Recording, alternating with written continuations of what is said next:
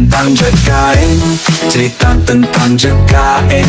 Yuk teman-teman, kita dengarkan info layanan BPJS Kesehatan.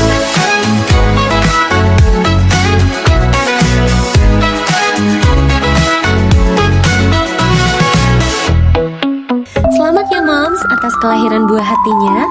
Kami dari BPJS Kesehatan ingin memberikan kabar baik terkait perlindungan kesehatan bagi si kecil yang baru saja hadir ke dunia, agar kesehatan bayi tercinta dapat terjamin sejak awal.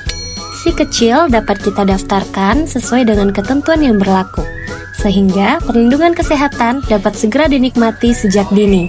Kita bahas satu-satu ya Moms.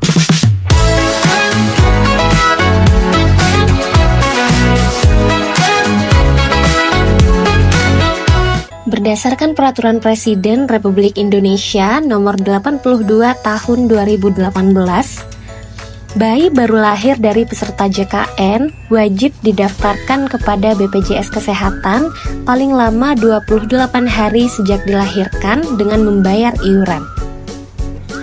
Peserta yang tidak mendaftarkan bayi paling lama 28 hari sejak dilahirkan akan dikenakan sanksi sesuai dengan ketentuan peraturan perundang-undangan. Bayi nantinya akan didaftarkan menyesuaikan dengan jenis kepesertaan ibunya. Misalnya, jika bayi dilahirkan oleh ibu kandung yang terdaftar sebagai PBI atau penerima bantuan iuran jaminan kesehatan, akan secara otomatis ditetapkan sebagai PBI jaminan kesehatan. Lantas, bagaimana cara pendaftarannya? Untuk pendaftaran bayi baru lahir yang berusia kurang dari 3 bulan dan belum memiliki NIK dan Dukcapil, didaftarkan dengan ketentuan sebagai berikut. Yang pertama, menunjukkan nomor JKN dan data kependudukan ibu. Kedua, surat keterangan kelahiran dari bidan, rumah sakit, fasilitas kesehatan, atau tenaga penolong persalinan. Jika sudah terdaftar, bayi baru lahir nantinya akan mendapatkan kartu BPJS sementara atas nama bayi nyonya dengan mengikuti status kepesertaan ibunya dan kelas rawatan yang sama dengan ibunya. Waduh, padahal sudah menyiapkan nama nih untuk si bayi. Gak usah khawatir ya Moms, untuk sementara penamaan bayi baru lahir yang belum memiliki NIK menggunakan standar penamaan oleh sistem yang diterbitkan oleh BPJS Kesehatan dengan menyebutkan penamaan bayi nyonya. Gak usah khawatir, karena bayi baru lahir yang telah didaftarkan paling lambat 28 hari sejak dilahirkan wajib melakukan pemutakhiran data NIK dan Dukcapil paling lambat 3 bulan sejak dilahirkan. Begitu ya Moms.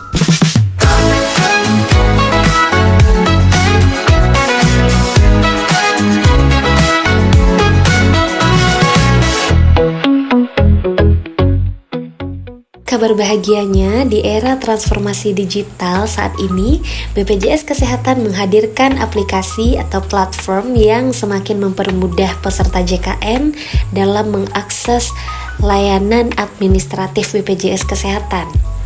Yang mana lagi kalau bukan dengan menggunakan aplikasi Mobile JKN. Sebelum kita tahu apa-apa aja fitur menarik dari aplikasi ini, saya ingin kasih tahu dulu nih sobat tentang petunjuk download dan registrasi aplikasi Mobile JKN.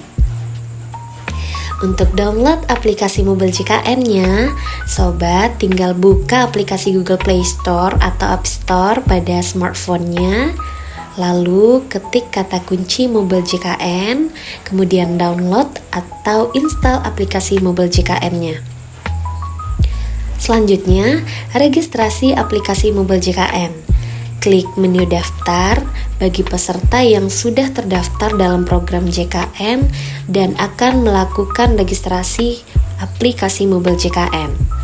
Selanjutnya, silakan masukkan nomor induk kependudukan atau NIK, nama lengkap, tanggal lahir, dan ketik kembali CAPTCHA yang tampil pada kolom CAPTCHA dan klik verifikasi data. Pada tampilan berikutnya, masukkan nomor handphone yang Anda gunakan, kemudian lakukan verifikasi nomor handphone dengan cara memasukkan kode verifikasi yang Anda terima pada nomor handphone, dan silakan ditunggu kode verifikasinya melalui SMS di smartphone Anda. Kemudian masukkan alamat email, password, dan ketik kembali untuk konfirmasi password. Setelah semua kolom diisi, selanjutnya klik registrasi. Apabila registrasinya berhasil, maka akan muncul notifikasi pendaftaran akun mobil JKN Anda telah berhasil. Untuk masuk ke aplikasi mobil JKN, masukkan data NIK atau nomor kartu JKN sesuai dengan jenis identitas yang dipilih. Kemudian, masukkan password dan captcha yang tertera. Selanjutnya, klik masuk. Selamat, Anda telah berhasil masuk untuk memanfaatkan fitur-fitur pada aplikasi mobil JKN. Nah, bagi Bapak Ibu wajib untuk memastikan aplikasi mobil JKN yang terinstal berasal dari pengembang BPJS Kesehatan. Untuk menjaga kerahasiaan data Bapak Ibu, pastikan nomor handphone yang digunakan adalah nomor Bapak Ibu sendiri, bukan milik orang lain. Dan selalu juga pastikan dan selalu aktif karena kode verifikasi akan dikirimkan melalui nomor tersebut. Selanjutnya, pastikan password yang digunakan untuk aplikasi mobil JKN hanya diketahui oleh Bapak Ibu sendiri. Apabila terkendala dalam proses download dan registrasi mobil JKN, Bapak Ibu dapat menghubungi BPJS Kesehatan Care Center di nomor 165. Selanjutnya, untuk fitur-fitur aplikasi mobil JKN-nya ini banyak sekali loh Bapak Ibu. Yang pertama yaitu ada fitur pendaftaran peserta baru. Nah, untuk fitur ini menyajikan menu yang disediakan agar calon peserta dapat melakukan pendaftaran peserta PBPU atau BP. Selanjutnya juga ada fitur info peserta. Fitur ini menampilkan informasi kepesertaan peserta dan anggota keluarganya. Selanjutnya ada fitur perubahan data peserta. Nah, ini penting banget Bapak Ibu. Bagi Bapak Ibu yang ingin melakukan perubahan data meliputi perubahan NIK, namun perubahan NIK ini dikhususkan bagi bayi baru lahir dengan NIK yang sudah terdaftar pada Dukcapil. Selanjutnya, perubahan data atau peralihan jenis kepesertaan menjadi peserta PBPU atau yang kita kenal dengan peserta mandiri. Selanjutnya, ada perubahan nomor handphone, alamat email, alamat surat, pindah FKTP, dan pindah kelas rawat.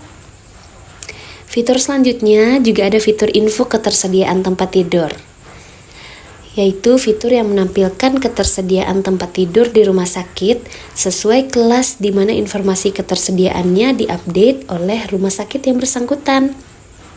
Selanjutnya juga ada fitur info lokasi, menampilkan informasi alamat kantor BPJS Kesehatan dan fasilitas kesehatan yang bekerja sama dengan BPJS Kesehatan. Selanjutnya juga ada fitur info iuran, menampilkan informasi tagihan iuran peserta PBPU dan anggota keluarganya. Selanjutnya fitur info jadwal tindakan operasi, menampilkan jadwal operasi peserta dan anggota keluarga terdaftar, serta dapat mengetahui jadwal operasi di rumah sakit, yang tentunya di rumah sakit bekerja sama dengan BPJS Kesehatan. Selanjutnya juga ada fitur pendaftaran pelayanan antrian.